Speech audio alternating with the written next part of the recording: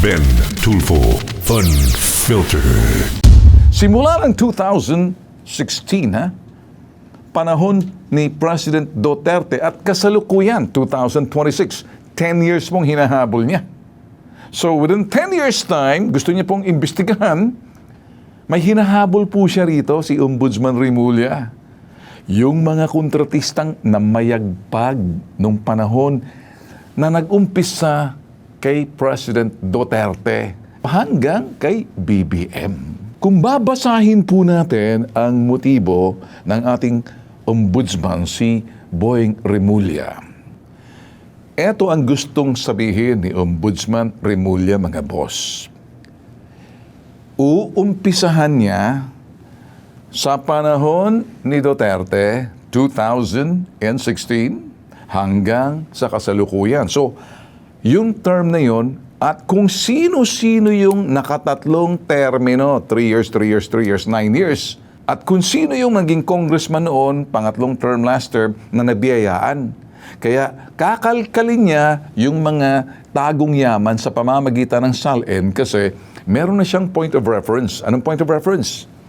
Siyempre, nandyan yung mga kontraktor. Mga kontraktor. Sino yung mga kontraktor? Nandyan sila. Anong ginagawa nila ngayon? Nakakulong. O ngayon, sasampa ng kaso. Kaya ito po ang sinasabi po natin. Pinagdadasal ko, mga boss, na maging matagumpay ang krusada ni Ombudsman Remulla. Tugisin po yung mga korap, yung mga magnanakaw sa kaban ng bayan sa pamamagitan ng flood control. Hindi lang po dyan. Meron din sa PhilHealth.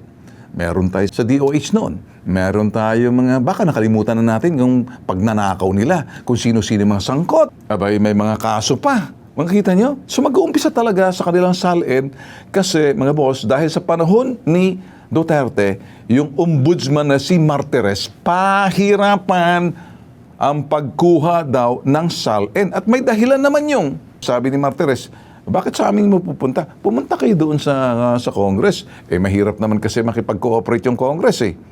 Saan ka pupunta? Di pupunta ka lang sa ombudsman kasi isa sumite yan. Ngayon, open door policy. Ang gusto mangyari nitong si Ombudsman Boying Remulla na nung our closed door policy, pahirapan, iyakan para makuha mo yung SALN ng mga congressman. Mas magaling kasi magtago sa panahon ni Duterte kaysa sa panahon ni BBM. Garapalan na. Tumibay na kasi mga sikmura nila, nakala tuloy-tuloy ang ligaya, kaya nagkalintik-lintik, nagkanda huli-huli. Natambakan po tayo ng mga ghost project. Tumingin lang po kayo sa Region 3 sa Bulacan. Sino-sino po mga sangkot? Masaya to, mga boss. Hinihiling po ni Ombudsman Jesus Crispin Remulla kung sa sinasabing kanyang tanggapan, 26 will undergo lifestyle check. Very good. Ito yung mga sumusunod na mga araw. Abril 20. Kahapon yan, no? At kasalukuyan 21 hanggang 22.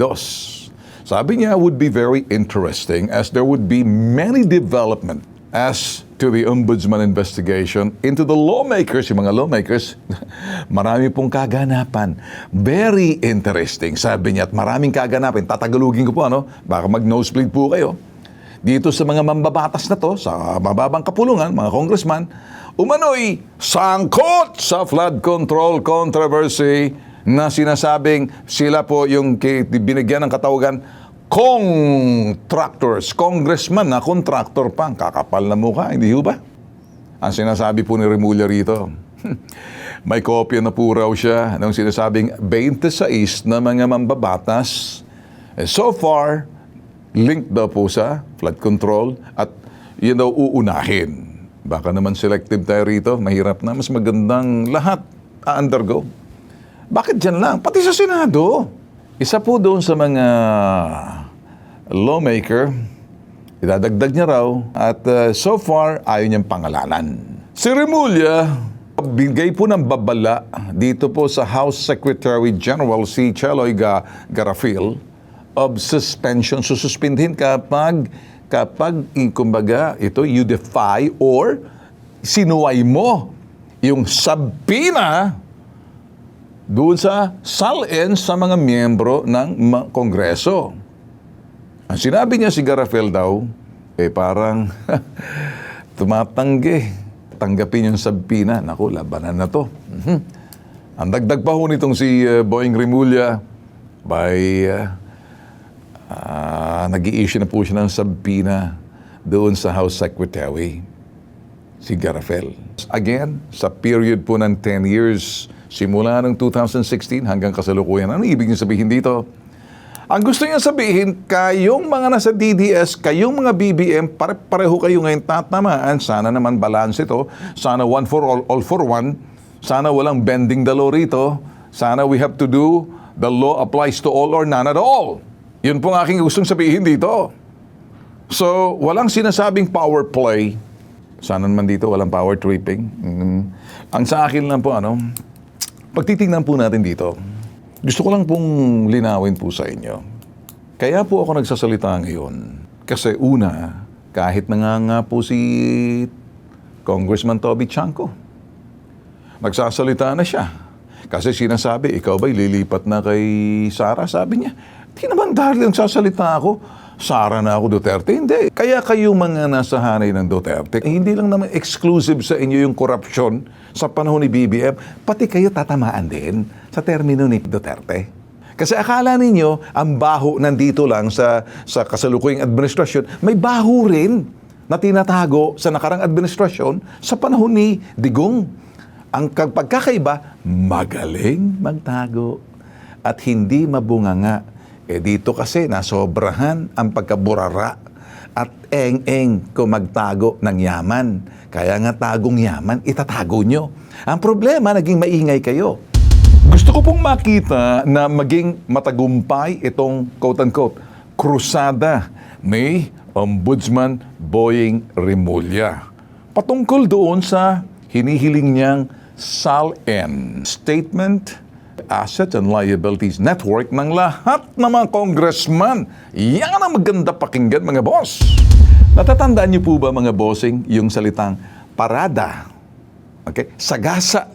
Saan po nang galing yan? Sa congressman mismo. Sino? Toby Chanco po. Sinabi niya, biglang magugulat ka na pinaparada yung pondo sa iyo na hindi naman para sa iyo. Gumapalag yung ibang congressman. Ba't mo nilagay sa akin yan? Hati tayo. Pinaparada at pagkatapos, anong ginagawa rito? Park. Pinaparada mo lang doon. Sagasa. Sinasagasaan ka. Hindi mo, yung pinaparada mo yung tagong pondo ng flood control, hindi naman para doon sabihin, wala kasi ang paglagyan, puno na ako, pwedeng lagay natin dyan sa iyo. Congressman matakaw ka rin eh. O, ako, yung Congressman GAGO ako, ikaw naman, Congressman Eng-Eng, kaya ilalagay ko sa iyo. Pero huwag kang mag-alala, Eng-Eng. Alam mo naman kasi, Congressman Ogag ako, mas magaling ako, so papartidahan kita. Sa pamamagitan ng parada, meron kang royalty. Pag parada ko sa iyo, tumahimik ka, pareho naman tayong congressman, gusto mo bang yumaman? O ganitong usapan. Sasabihin niya PI ka, ba't mo pinarada sa akin? Anong gagawin ko dyan? Wala ako. Wag ka maingay kasi. Kasi puno na ako rito eh. Mabubuking na ako, dami-dami ko eh. Ngayon, siyempre, nakuha ko yan, i-spread out ko, ilalagay ko dyan sa iyo. Pero hindi sa iyo yan. Paparada ko, pero may porsyento ka. Okay? May parking fee. Kukolekta ako ng fee sa iyo sa parada mo ng pondo mo rito. Ang kakapal na mukha. Ngayon, yung iba naman, matakaw talaga. At least yung isa nagbabayad ng royalty. Si Congressman Ogag kay Congressman Eng-Eng. Sino si Ogag? Magaling. Asing kaugagan pero matalim. Matalim. Sa sobrang talim, yung utak niya masusugatan ka. Alam mo, yung sobrang talim, talagang hinhasa. Pag yan ang nag-isip, masusugat ka. Kaya, yun ang sinasabing parking fee, royalty. Thank you so much for your understanding and cooperation na ipanada ko sa iyo yung project na yan na it takes two to tango. Gusto mo sumayo ng tango, hindi ka naman pwedeng sumayo mag-isa ka. Hindi ba? Dapat may partner ka. Ka-partner kita, kaya meron kang parte.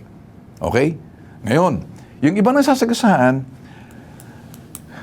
hindi naman siguro eng-eng, medyo wala lang pakialam. Ngayon, nilagay doon, nasagasaan. Tapos magugulat siya, bakit nandito to?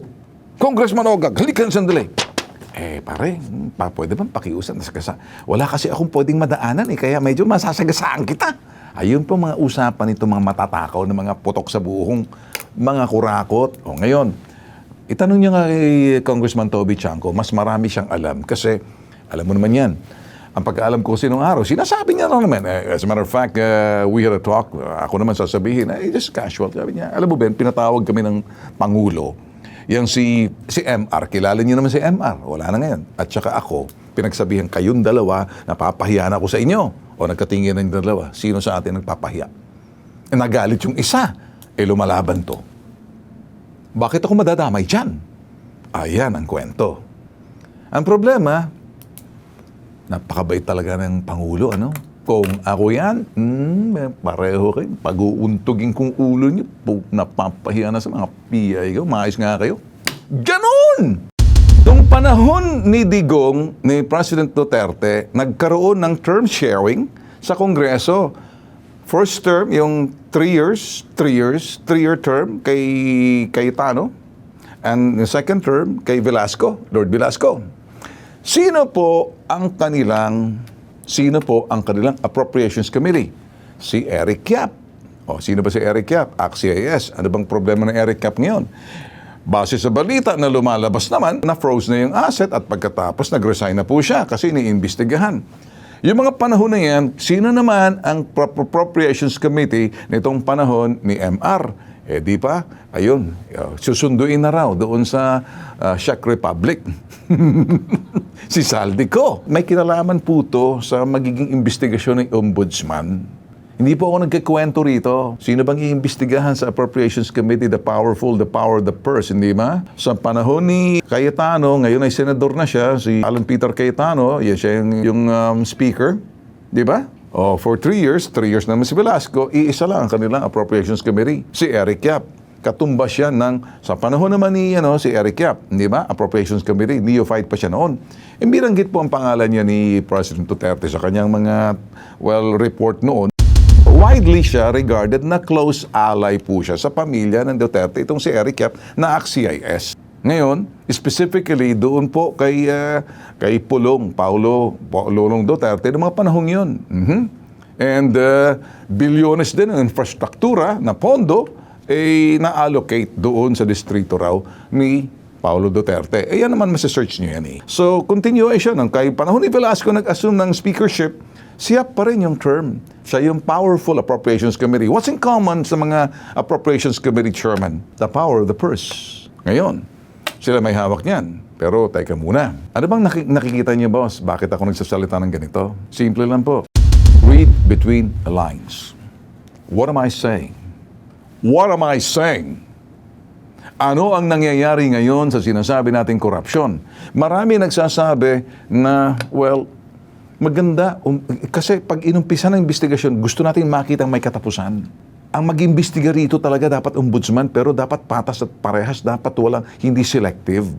Dapat may makita tayong maparusahan at masaya yung taong bayan na nagawa ng sinasabing, ito yung mga, kung sino man ang naatasan dyan, mag-imbestiga, na sana pati mga senador kayo mga nasa Senate, magkasundo lang kayo sa kapakanan ng taong bayan. Mga boss, pinag-uusapan po natin dito, corruption.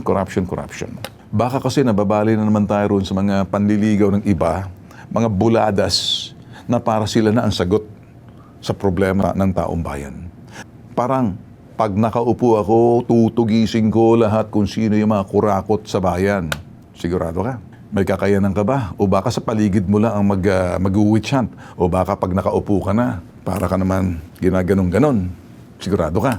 Sigurado ka o baka naman hiram na tapang lang yan. Hindi ibig sabihin dahil wala sa dugo yan. Nasa puso ng tao. Merong isa dyan nagpipresenta. Babae rin. O dalawa na sila. May isa dyan. Sobrang asim pag nagsalita. Sing-asim ng mangga. Nag-aasam-asam. Maging vice. Kasi malapit na lapit ng eleksyon. May crisis pa tayo. Baka naman nakakalimot tayo mga boss. Nakatutok pa rin po kami. At marami pa ako masasabi, pero isang bagay lang.